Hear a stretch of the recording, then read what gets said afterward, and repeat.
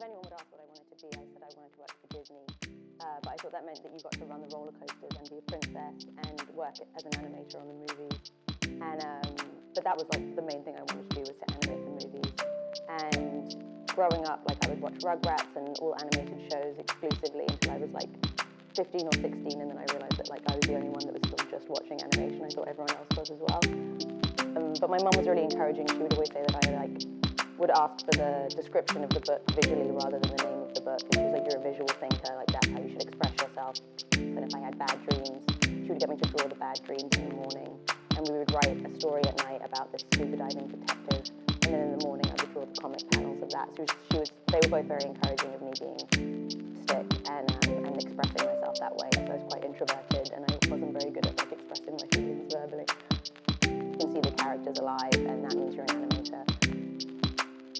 Which was about this lead character, Oscar, and his older brother, which was based on me and my older sister. Origin of Summer Camp Island was from my Royal College of Art thesis film, which was called Belly. When I moved to New York, I was making commercials and music videos, and I was getting a bit disillusioned with it.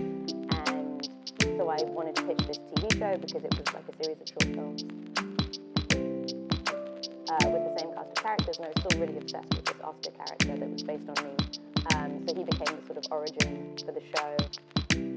I would say the best thing about my job is the writer's room. I go in every morning at like 9 a.m. and it's 3 of my friends, and we just sit around, and the first half hour is just talking about like our days and like things we're experiencing and like emotions we're trying to deal with, and then we're just telling jokes, and it's just a really relaxed environment, and that feeds into the episodes. Like all the episodes are based a lot around like things that we don't know how to deal with ourselves, and just making jokes, and everyone's laughing all the time, and we're looking at YouTube videos and referencing things, and it feels just like hanging out with friends. But yeah, the more relaxed you are, the more fun you're having, the better the episode becomes, and everyone's bringing something different to the table, and that's my favorite part of the day. And I would say overall it feels like school. Like every hour is different. You get to like sit around and like look at designs 1 hour and be in an animatic edit the next, and go to a record and be writing and looking at thumbnails, and that you're never bored, and you sort of learn to have your brain switch from